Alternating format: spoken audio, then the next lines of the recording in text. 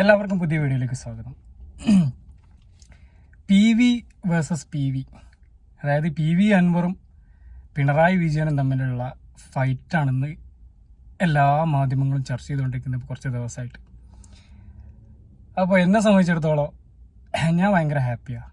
അത് പണ്ടത്തെ കഥയിലുള്ള രണ്ട് ആടുകളെ തമ്മിലടിപ്പിച്ചിട്ട് ചോര കുടിക്കുന്ന ചെന്നായിൻ്റെ ആ ഹാപ്പിനെസ് അല്ല. ഈ എന്നെ അറിയുന്ന ആൾക്കാർക്കൊക്കെ അറിയാം, പൊതുവേ എനിക്ക് ഏറ്റവും ഇഷ്ടമല്ലാത്ത MLA-മാരിൽ ഒരാളാണ് PV അൻവർ. അതായത് ഒട്ടും ഇഷ്ടമില്ലാത്ത. അതിന് പല കാരണമുണ്ട്. അതിലേറ്റവും പ്രധാനപ്പെട്ട കാരണം, ഒട്ടും നിലവാരമില്ലാത്ത രീതിയിലുള്ള ഒരു MLA എന്നുള്ള നിലയ്ക്ക് വേണ്ട നിലവാരം ഇല്ലാത്ത ഒരു MLA ആയിരുന്നു PV അൻവർ.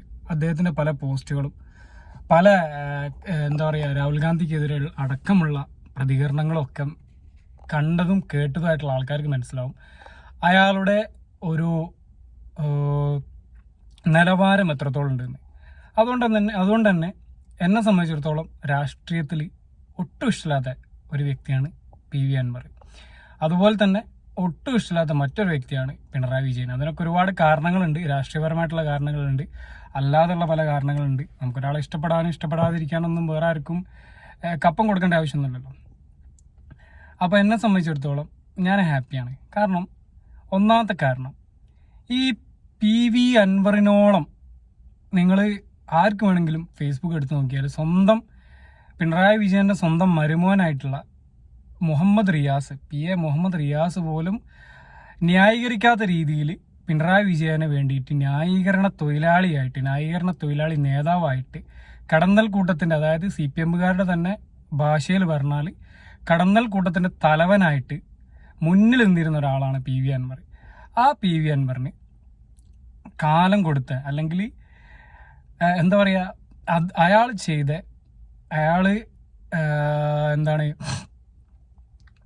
ആ PV അൻവറിന് കാലം കൊടുത്തൊരു തിരിച്ചടി തന്നെയാണ് ഈ ഒരു വിഷയത്തിൽ പിണറായി വിജയന് എതിര് പറഞ്ഞത്. നമ്മൾ പറഞ്ഞ പല കാര്യങ്ങളും ഇതിനു മുമ്പ് നമ്മൾ ഈ പൊതുവേദിയിലും അല്ലാതെ നമ്മുടെ വാട്സപ്പ് ഗ്രൂപ്പുകളിലും രാഷ്ട്രീയപരമായിട്ടുള്ള ചർച്ചകളിലൊക്കെ നമ്മൾ പലയിടത്തും പറഞ്ഞിരുന്ന കാര്യമാണ് ഈ പിണറായി വിജയൻ്റെ RSS അനുകൂല നിലപാടുകളും RSS അനുകൂല ബന്ധങ്ങളും RSSന് വളരാൻ ഉതകുന്ന രീതിയിൽ കേരളത്തിനെ മാറ്റിയെടുക്കാൻ ശ്രമിക്കുന്നതായിട്ടുള്ള പല കാര്യങ്ങളും നമ്മൾ പറഞ്ഞതാണ്.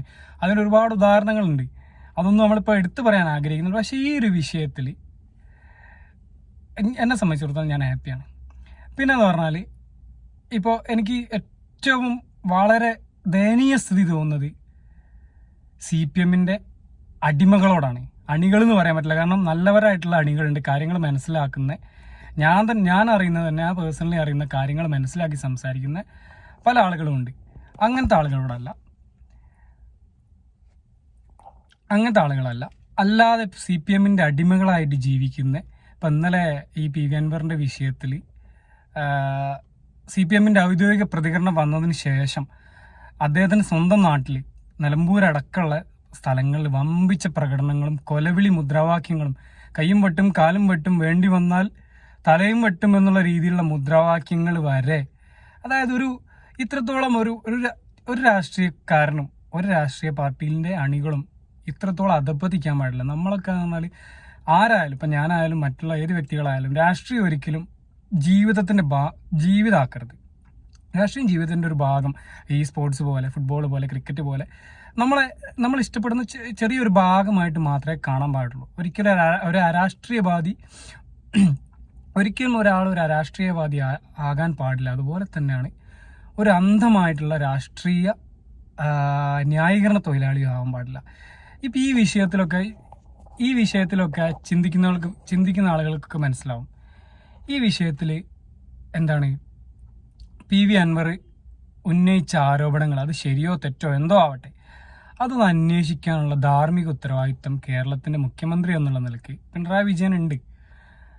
അത് അന്വേഷിച്ച് കണ്ടുപിടിക്കാൻ ശ്രമിക്കുക എന്നല്ലാതെ അണികളെ വിട്ട് CPM-ൻ്റെ നേതാക്കന്മാരെയും അണികളെയൊക്കെ PV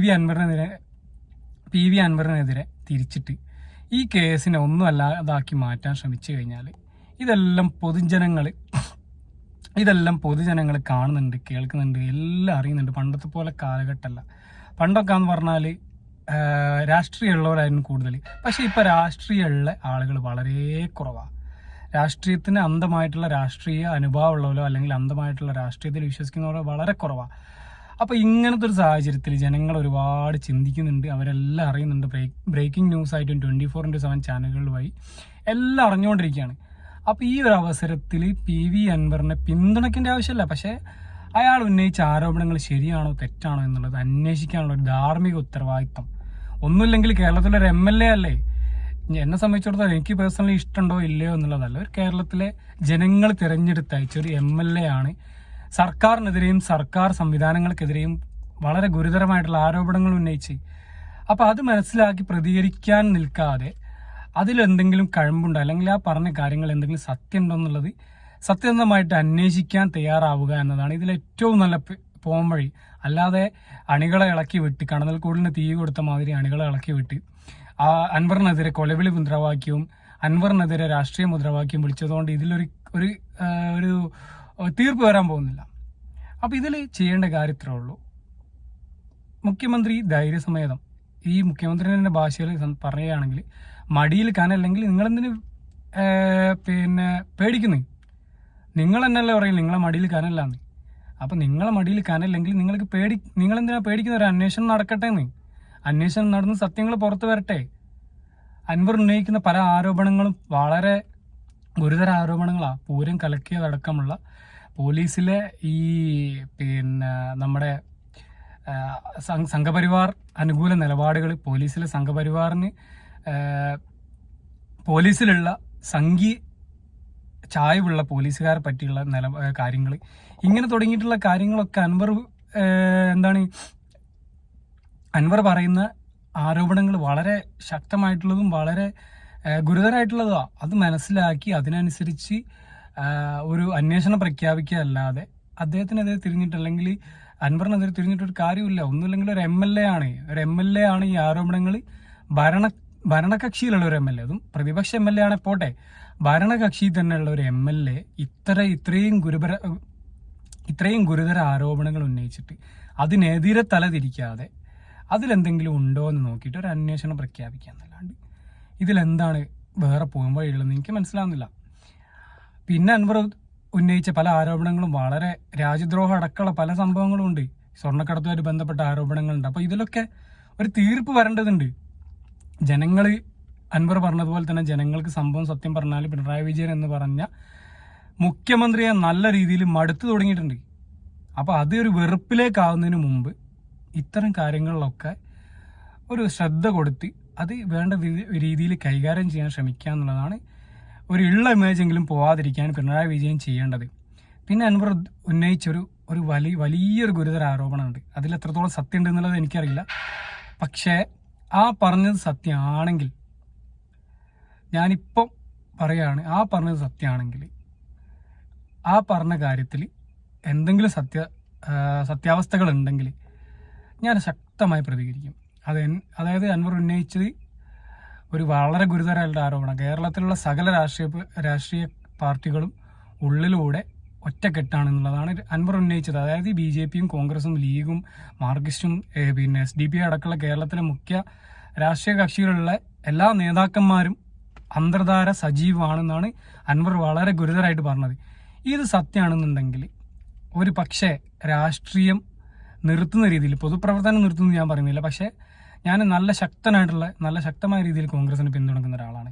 അത് പൊതുപ്രവർത്തനം നിർത്തുന്നൊന്നും ഞാൻ പറയുന്നില്ല. പക്ഷേ ഈ പറഞ്ഞത് എന്തെങ്കിലും രീതിയിൽ സത്യമാണെന്നുള്ളത് തെളിഞ്ഞു കഴിഞ്ഞാൽ, അല്ലെങ്കിൽ അൻവർ പറഞ്ഞ ഈ ഒരു ആരോപണം സത്യസന്ധമാണെന്ന് തെളിഞ്ഞു കഴിഞ്ഞാൽ തീർച്ചയായിട്ടും രാഷ്ട്രീയ പ്രവർത്തനം നിർത്തുന്നുള്ളത് ഉറപ്പാണ്. അതിൽ യാതൊരു അഭിപ്രായ വ്യത്യാസമില്ല. കാരണം നമ്മൾ വിശ്വസിക്കുന്ന നേതാക്കന്മാരൊക്കെ അങ്ങനെ ചെയ്യുന്നുണ്ട് എന്നുള്ളത് പുറത്ത് വന്നു കഴിഞ്ഞാൽ പിന്നെ അവർ നമ്മൾക്ക് തരുന്ന വില എന്താണ്? നമ്മൾ ഇന്നലകളിലും ഇനി മുമ്പോട്ടും അങ്ങോട്ടും ഇങ്ങോട്ടും സോഷ്യൽ മീഡിയയിലും അല്ലാതെയും പല വിധത്തിലുള്ള വിമർശനങ്ങളും പല വിധത്തിലുള്ള പോർവിളികളും നടത്തിയിട്ട് മുന്നോട്ട് പോകുമ്പോൾ പല രാഷ്ട്രീയപരമായിട്ട് പല ആളുകളിൽ നിന്നും വെറുപ്പ് സമ്പാദിച്ച് വെക്കുന്ന സമയത്ത് നമ്മളെ നേതാക്കന്മാർ തമ്മിൽ അങ്ങോട്ടും ഇങ്ങോട്ടും ഒരു അന്തർധാര സജീവമാണെന്നുള്ള രീതിയിലുള്ള ഒരു ആരോപണം ഒരു ആൾ വന്ന് ഉന്നയിക്കുമ്പം അതിലും സത്യാവസ്ഥ ഉണ്ടോ എന്നുള്ളത് തെളിയിക്കപ്പെടണം. അത് ഉണ്ടെന്ന് തെളിഞ്ഞു കഴിഞ്ഞാൽ പിന്നെ നമ്മളൊന്നും രാഷ്ട്രീയം പ്രവർത്തിക്കുന്നില്ല, അല്ലെങ്കിൽ നമ്മൾ വിശ്വസിക്കുന്ന ഈ പറയപ്പെട്ട നേതാക്കളിൽ വിശ്വസിക്കുന്നതിൽ ഒരു അർത്ഥമില്ല. അപ്പം അങ്ങനെ ഒന്നും ഉണ്ടായിക്കഴിഞ്ഞാൽ തീർച്ചയായിട്ടും രാഷ്ട്രീയ പ്രവർത്തനം നിർത്തുന്ന രീതിയിലേക്കുള്ള ചിന്തകളിലേക്ക് പോകേണ്ടി വരും. പൊതുപ്രവർത്തനം നിർത്താൻ പറ്റില്ല, കാരണം പൊതുപ്രവർത്തനം ഞാൻ നല്ല ഇഷ്ടത്തോടു കൂടെ ചെയ്യുന്ന കാര്യമാണ്. അത് വീണ്ടും തുടരും. പൊതുപ്രവർത്തനം ആകാൻ ഏതെങ്കിലും രാഷ്ട്രീയ പ്രവർത്തനമാണോ അല്ലെങ്കിൽ ഏതെങ്കിലും രാഷ്ട്രീയത്തിന് ഏതെങ്കിലും രാഷ്ട്രീയ പാർട്ടിയിൽ പ്രവർത്തിക്കണമെന്നൊരു നിർബന്ധമില്ല ഒരു പൊതുപ്രവർത്തകനാകാൻ. അപ്പോൾ അത് മുന്നോട്ട് കൊണ്ടുപോകും. പക്ഷേ ഈ പറയപ്പെട്ട ആരോപണം സത്യമാണെന്ന് എന്തെങ്കിലും തെളിഞ്ഞു കഴിഞ്ഞാൽ ആ നിമിഷം രാഷ്ട്രീയ പ്രവർത്തനം ഞാൻ നിർത്തും. അത് 100% ഉറപ്പാണ്. അല്ലെങ്കിൽ രാഷ്ട്രീയ പ്രവർത്തനം നിർത്തുന്ന രീതിയിൽ, അല്ലെങ്കിൽ സജീവ രാഷ്ട്രീയ പ്രവർത്തനം നിർത്തുന്ന രീതിയിലുള്ള ശക്തമായ തീരുമാനങ്ങളിലേക്കൊക്കെ പോകേണ്ടി വരും. എനിക്കറിയാം, എന്നെപ്പോലുള്ള ഒരാൾ ഒരു അത്ര വലിയ എന്താ പറയുക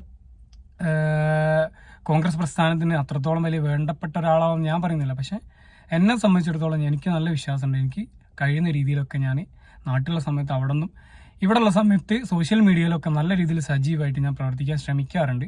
അത് എനിക്ക് എന്നെ സംബന്ധിച്ചിടത്തോളം ഞാൻ ചിന്തിക്കുമ്പോൾ അത് ഞാൻ ചെയ്യാറുണ്ട്. അപ്പോൾ ആ സംഭവം ഞാൻ നിർത്തുന്ന രീതിയിലേക്കുള്ള ഒരു തീരുമാനം, അല്ലെങ്കിൽ സജീവ രാഷ്ട്രീയ പ്രവർത്തനം ഒരു പക്ഷേ ഒരു അനുഭാവിയായിട്ട് നിലകൊണ്ടേക്കാം, പക്ഷേ സജീവ രാഷ്ട്രീയ പ്രവർത്തനം നിർത്തുന്ന രീതിയിലേക്ക് ഉള്ള ശക്തമായ നിലപാടുകൾ എടുക്കുന്ന രീതിയിലേക്ക് മാറേണ്ടി വരും എന്നുള്ളതാണ് ഈ സമയത്തിൽ എനിക്ക് പറയാനുള്ളത്. അപ്പോൾ വീണ്ടും വേറെ കാര്യങ്ങളൊന്നുമില്ല, ഈ ഒരു ചെറിയൊരു കാര്യം ഇങ്ങനെ നടക്കുന്നത് കണ്ടപ്പോൾ അതിനെപ്പറ്റി സംസാരിക്കണം എന്ന് തോന്നി. അപ്പോൾ വീണ്ടും അടുത്ത വീഡിയോയിൽ കാണാൻ ശ്രമിക്കാം. Thank you for watching. Have A nice day.